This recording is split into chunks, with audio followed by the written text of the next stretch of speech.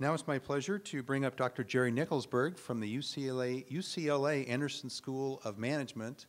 They're the most well-renowned forecast for the state economy and the most accurate in predicting changes in the local economy. Dr. Nickelsburg has been quoted and appears regularly in the media, the Wall Street Journal, the New York Times, the Financial Times, and more. So he's here today once again to give his outlook for the local and state economies. Please join me in a very warm welcome for Jerry Nickelsburg. Jerry?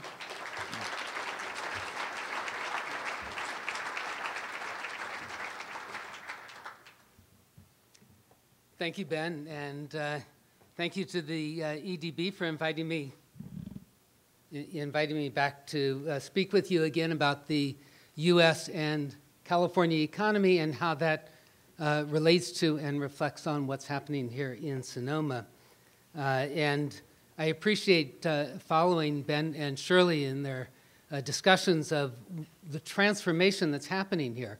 Because as we look back at the data, what it shows us is this long period of recession and kind of things not moving along. But what I want to talk about in the U.S. and in California, and it's very true here in Sonoma, is what I call the bifurcated economy, or bifurcated recovery, rather.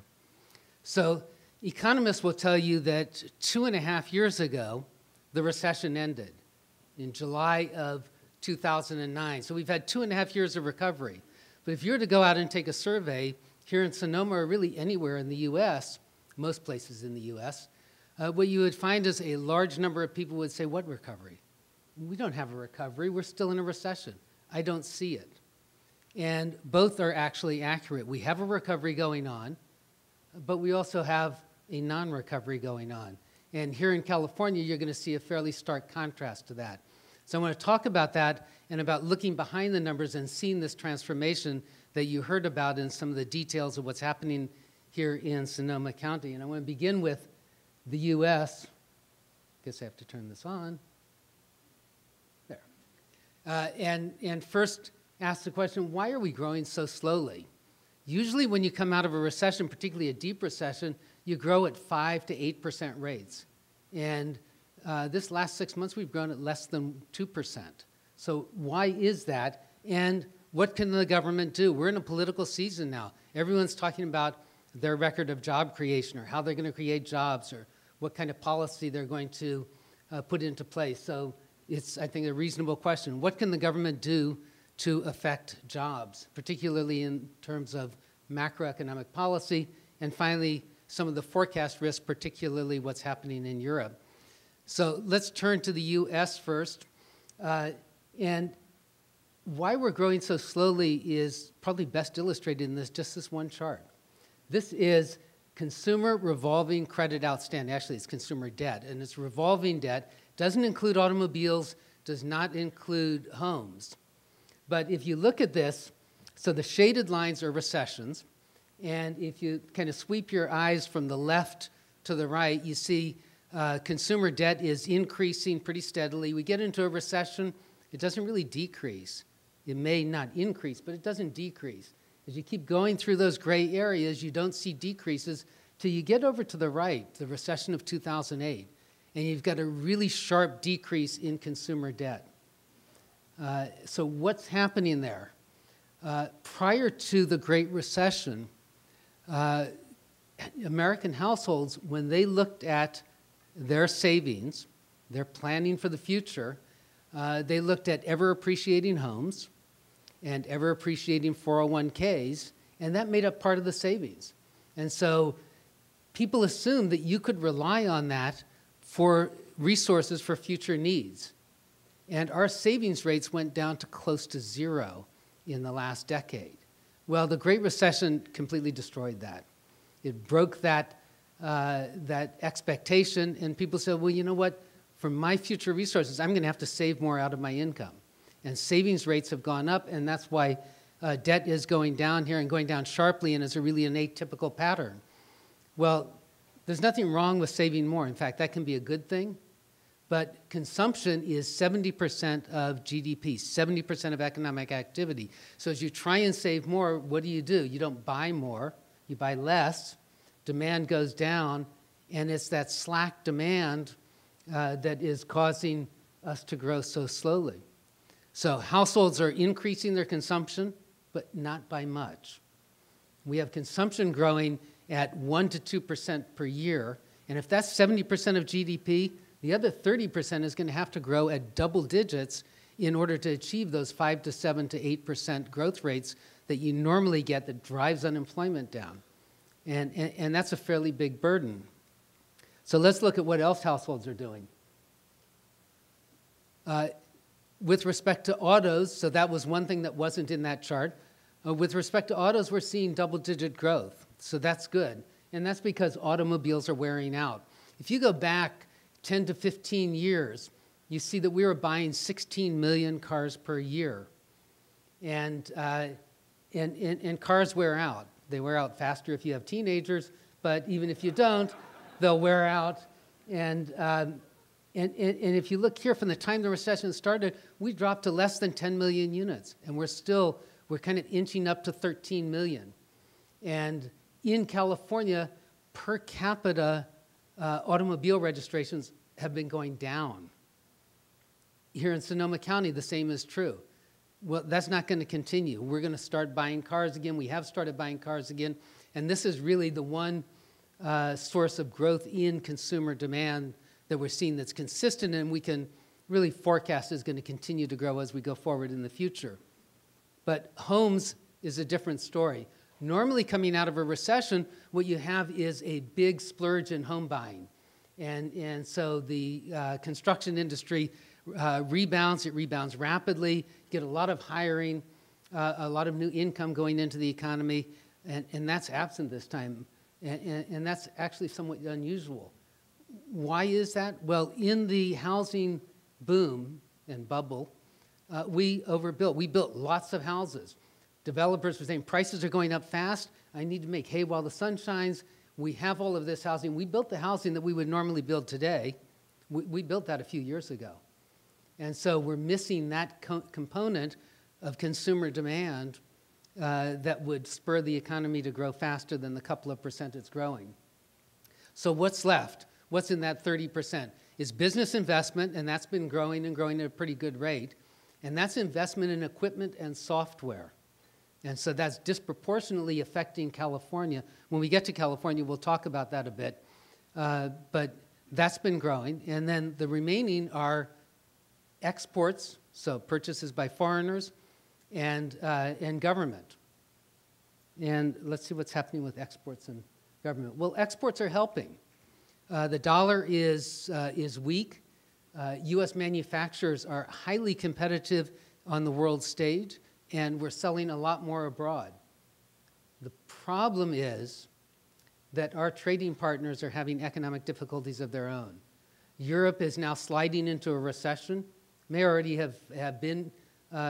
be in one. Certainly certain countries in Europe are in recession. Europe takes about 20% of our exports. So as we look at 2012, one of our major trading partners is in recession. Here in California, we sell a lot in Asia, and we're finding a slowdown in the Korean economy, in the Japanese economy, and in the Chinese economy. And China is the second largest recipient of goods manufactured in California. So exports are helping. They've been growing, but not at those kinds of double-digit rates that you're going to need in order to drive the economy at a faster rate than only a couple of percent. Well, what about government? We hear a lot about stimulus, and the federal government's expenditures are expanding, and so government should be a positive contributor here. But government's not only the federal government, it's state and local governments as well. And what we've had happen in the U.S. is that state and local governments are contracting. So it used to be that everyone would point to California as the poster child for fiscal stress and fiscal irresponsibility because we had these big budget deficits in Sacramento. That's happening all over the country now, in New Jersey, in Illinois, even in Texas. Huge reductions in state and local expenditure. And when you take those and aggregate them, take the state and local and add it to the federal, that expansion in federal government is counterbalanced by this, and you get a net of the government's not adding much. So kind of going back, what you have is consumers are not expanding their demand by very much. Exports have been growing, and that helps, but the growth rate is certainly going down, if not kind of stopping or going to zero. We have business investment, but housing is not helping, and government is not helping, and that's why we have these slow growth rates. What that gives us in terms of a forecast is slow growth, but really not a double dip. We still have that 70%, which is consumers, is consumption. We still have that growth, automobiles and other purchases, just not very rapidly.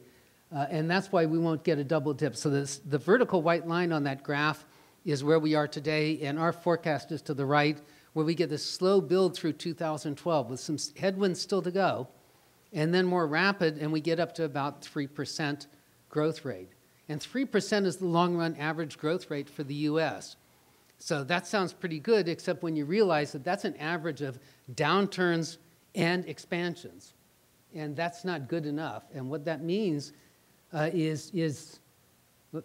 yet. And what that means is that we have a period of time over the next couple of years where we're going to have slow growth, and we're still going to have economic problems, economic stress.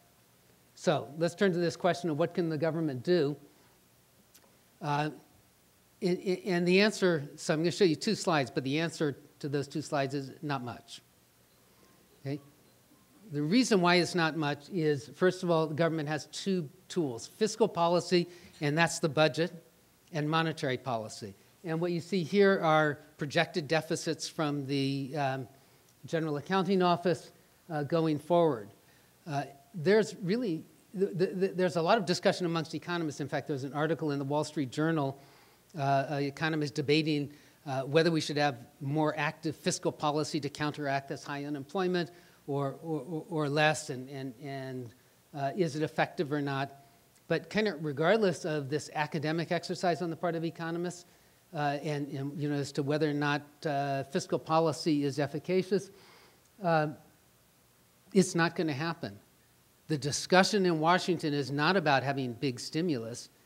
It's about things like, we have a payroll tax cut. Should that go away? And if not, what do we cut to pay for it? So there's no discussion at all about using fiscal policy. And that's on both sides of the aisle. So it doesn't matter whether you think fiscal policy is effective or not. We're not going to have any contracyclical fiscal policy. What about monetary policy? Well, the way in which monetary policy works is the Federal Reserve drives down interest rates, so that makes investments more attractive, and it provides liquidity to the banking system so that banks have money to lend to finance those investments. Interest rates have been driven down to zero and have been there for some time, and the Fed is pre-committed they're going to be there for another year at least. So no one has to rush out to get those low interest rates. And the banking system has lots of liquidity. So if the system has lots of liquidity and interest rates are at zero and you still are not having much of an effect, you can have all of these kind of activist programs that the Bernanke Federal Reserve would like to have, of QE and QE2 and son of QE and teenage bride of QE.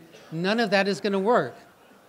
That's just pushing on a string, because the money is already there and the interest rates are there, and it takes that increase in demand to start pulling that money out of the banks.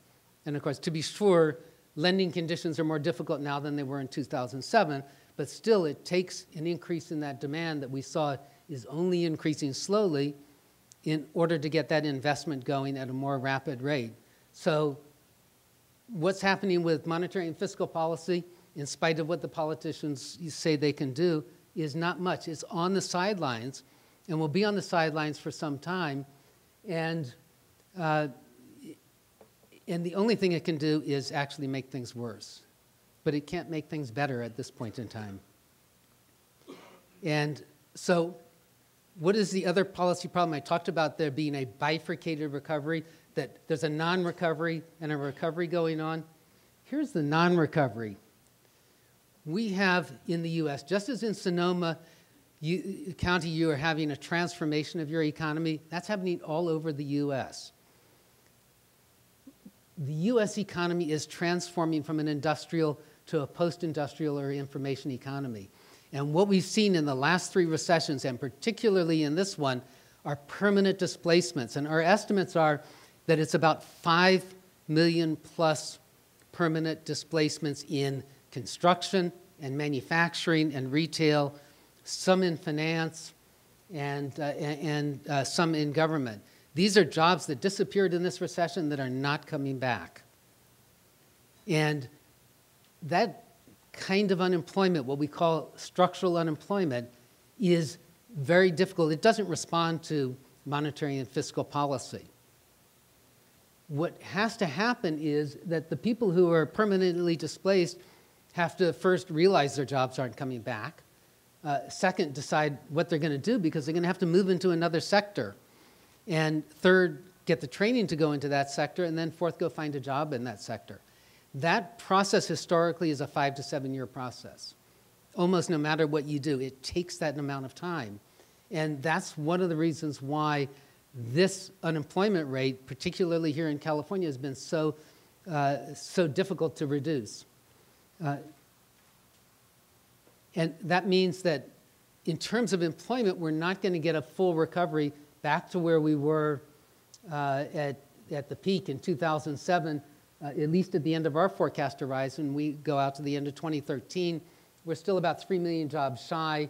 Today, we're shy much more than that. But then also, they're the jobs that you need for all of the people who have entered the workforce from 2007 to today into 2013. So it's about 10 million jobs actually total that we have to create.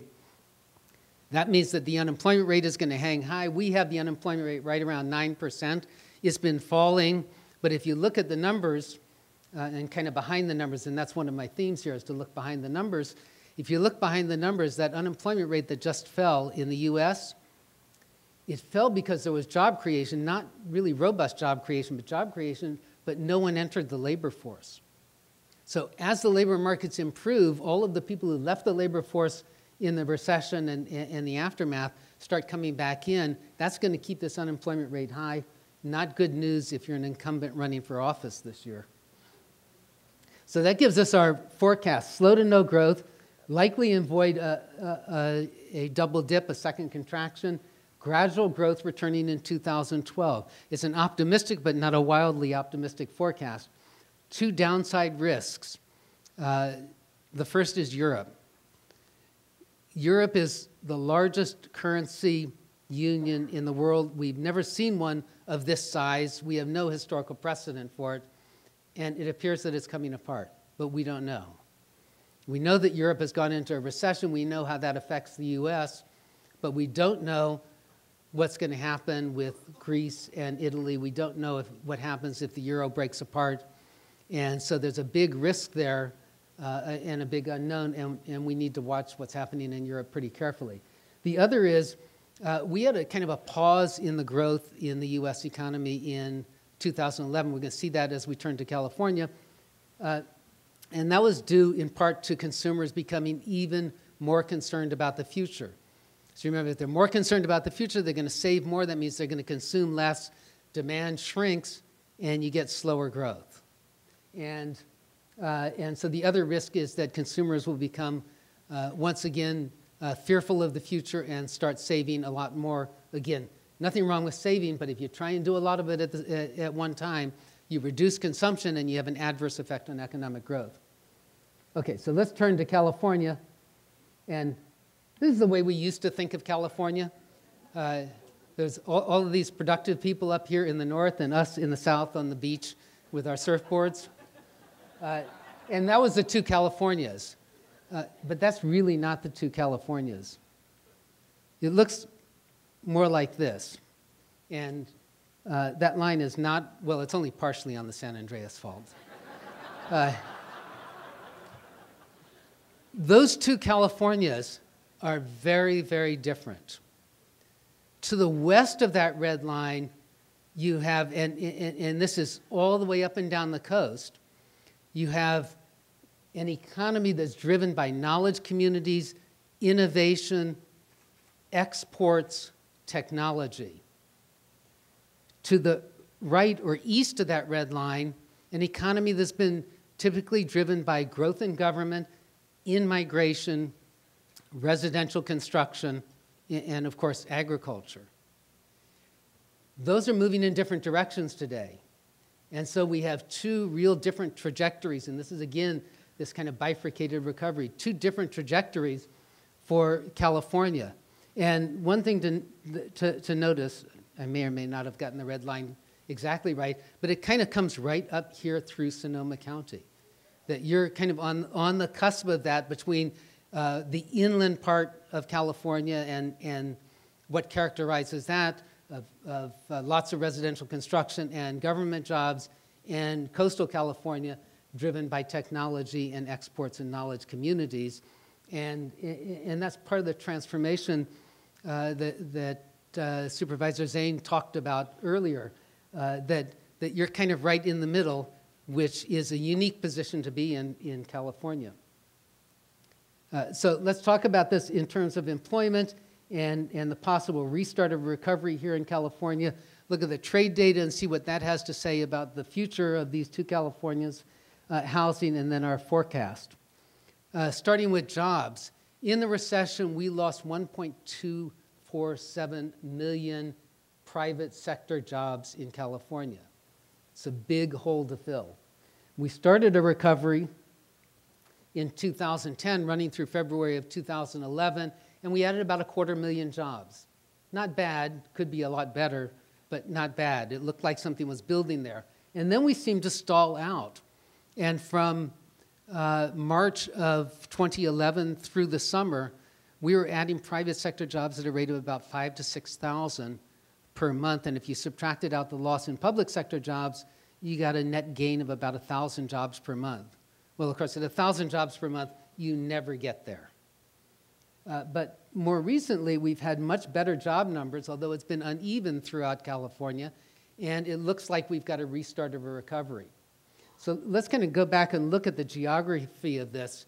What you see in this graph is GDP, as the federal government measures it, for metro areas in California, and the red is the U.S. And this is for 2010, the recovery year. We don't have data for 2011. That won't appear for another year, or 3/4 of a year. But if you look all the way over on the left-hand side, you see one block that's off the charts. That's San Jose. The U.S. grew in 2010 in this expansion year at a 3% rate. San Jose grew at a 12% rate. Just off the charts, and that's the growth in technology that we're seeing kind of all up and down coastal California. The next one's Bakersfield, and that may seem a little strange to you because Bakersfield has unemployment rates above 15%. That's all oil. Price of oil goes up. Bakersfield has higher income. No more jobs, but more income. And then the rest of them that are above the line are coastal California. It's Los Angeles and Ventura and San Diego and San Francisco.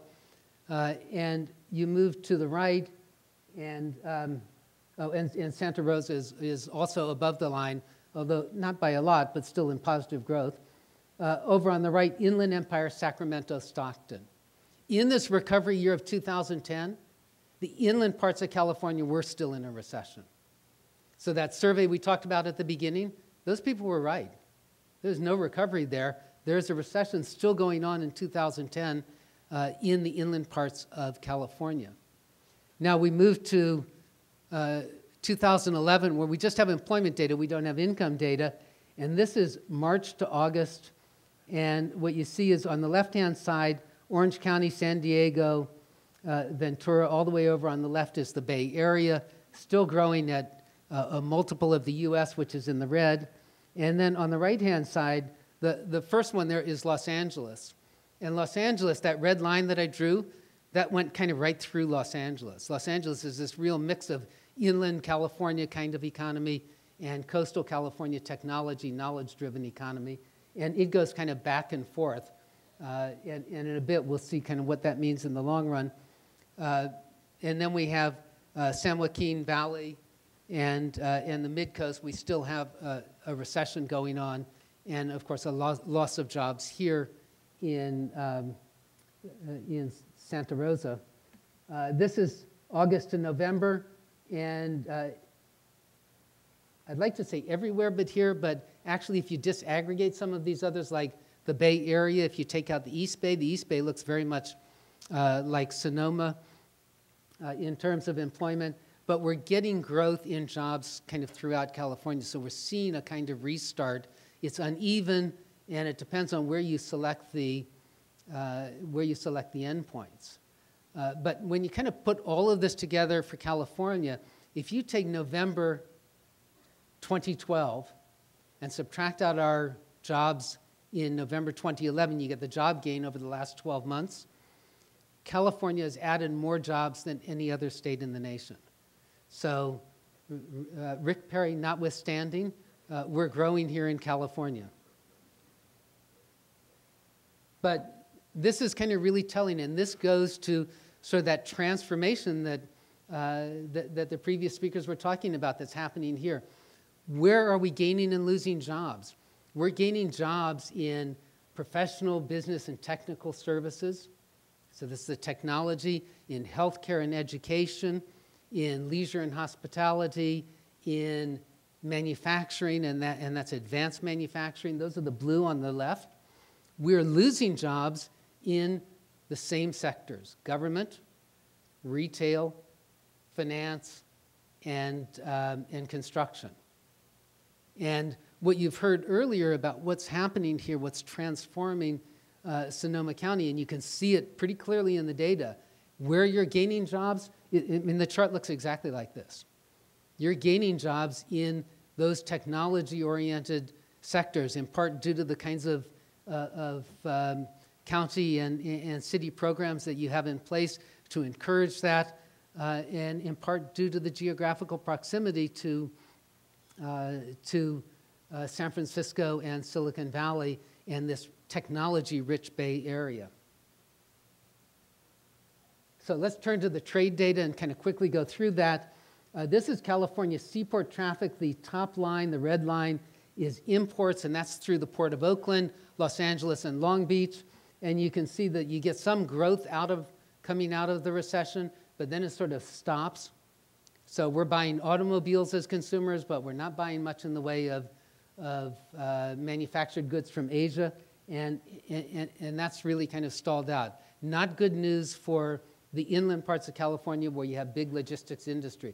Not much effect here, but it does affect those other areas that we've been talking about. On the bottom is the blue. That's goods headed out from those three ports. That's our exports. So that includes wines coming out from Sonoma. It's high-tech goods. It's computers, electronics, and machinery. The recession's over with in terms of that. I mean, we're growing above peak to levels that are above pre-recession peak. Same thing with the high-valued and time-sensitive goods out of the airports.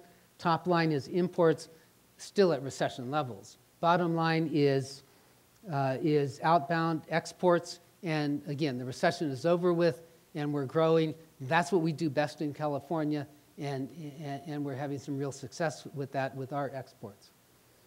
This is international passenger arrivals at LAX and SFO. And again, you see we're back to pre-recession levels, even exceeding it. And that's even more remarkable because the largest international carrier into California, Mexicana, went out of business. And so a lot of that traffic is flowing through airports that are not in California. And where do those people go? They go to San Francisco. They may come up here. That's an advantage, that's certainly a geographical advantage that Sonoma has. They go to Los Angeles, Disneyland, San Diego. And in spite of the fact that Yosemite and Kings Canyon and Sequoia are wonderful places, you don't get much international tourist traffic out there. So again, this is more a coastal activity. Now to homes. We have, except for maybe San Francisco, still have housing stress all throughout California. This is foreclosures per 1,000 homes in California by county in November 2011. And the orange there are the inland counties. The blue are the coastal counties. Sonoma is in blue and is kind of over in the middle left, comparable to San Diego and Los Angeles. So still a lot of housing stress, but not bad. But the point here is the inland parts, and that's where all the construction workers are, there's still a lot of housing stress. They're going to be the last to see this shadow inventory be resolved, and that means it's a long time before you get any construction jobs coming back in that part of California, in this part that's to the east of that red line. But moreover, we're seeing a real shift in demand. So the blue line that you see here is the number of new building permits for single-family homes. And in the recession, it shrunk to about 20% of its peak. And it sort of stayed there for a while and now has been going down a little bit. The demand for single-family homes is declining, but the demand for multifamily homes is increasing. That's the green line. It also shrank to about 20%. Now it's back to 40%. That's about the only place there's action in residential construction. And why is that? Well, one of the reasons is that you have the Gen Y and Gen Z, which is actually a fairly big cohort, population cohort, moving into their 20s. And that's the age when people want to live closer to work, in cities, demand multifamily housing, or as the urban economist Edward Glazer says, they want to live near the marriage markets. And you don't do that if you're working in San Francisco and you're driving 2 hours to Tracy because you can rent a single-family detached house. So that's where the demand is. That's why you're seeing projects like Park Merced and Central Park West and some of the Irvine Company and Playa Vista multifamily housing projects going forward, and not much single-family housing. So the demand for homes in California is shifting to the coast, but those construction workers are still inland. So we still have this kind of real disparity going on between the two Californias.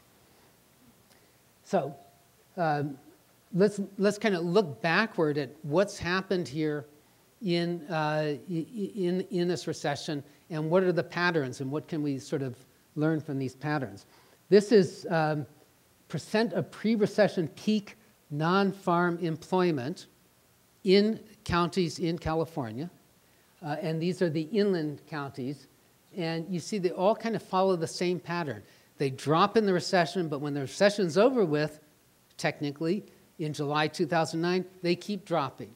There's a little bit of a bump up, but they kind of stay there below 92% of peak employment. And the kind of the heavier green line there, that's Sonoma County. So Sonoma County has looked very much like an inland county. Let's turn and look and see what happens on the coast. On the coast, we've got a pattern that looks really quite different. You get a drop, and when the Economist said the recession ended, all of these coastal counties started growing. And they kind of, it wiggles around a bit, but they sort of continually grow. And if you were to take this exact same concept for the US and draw the line on this graph, the pattern would look identical to coastal California. And it would almost be identical to Orange County and Los Angeles in terms of the growth rates. San Francisco, San Diego, and Silicon Valley are growing faster than the US and have continually grown faster than the US. Earlier we were talking about transformation from an inland style economy to a coastal economy, something that really is taking place, and you can see in the employment numbers here in Sonoma, and that would be a jump of that green line from that kind of pattern, which we think is going to persist in Riverside and Ontario and Stanislaus and Sacramento counties, to a coastal growing economy. So that's kind of, in looking forward and looking behind the numbers, what you see is this movement of the trajectory between the two Californias, and that's kind of why that red line went up through Sonoma County, because you sort of sit on the cusp of those two. So that brings us to the overall forecast. And the overall forecast for California is really for slow growth, 1.2% increase in employment in the coming year, growing then at about 2%. The following year will still grow a little faster than the U.S., but it's not robust growth. It keeps our unemployment rate, our state unemployment rate, in double digits through the end of 2013. But what I'd kind of like you to take away from this is that's an average of two really different Californias. And one California that's vibrant and growing and adding jobs and adding good jobs, and one California that's really stagnant and has got some structural problems that are going to take years to resolve. And then the other thing that hopefully you'll take away from this is that here in Sonoma, there is, and this is kind of unique, both due to the geography and to the other things that are happening here in Sonoma County, there is kind of a movement from one of those trajectories to the other.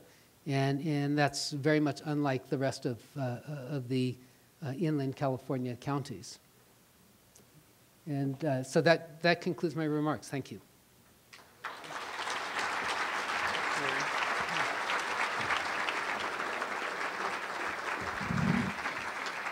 Well, thanks, Jerry, very much. I think you gave us some very hopeful signs as our economy starts to transform, as Supervisor Zane mentioned this morning. Thank you all for being here this morning, and best wishes for a great 2012.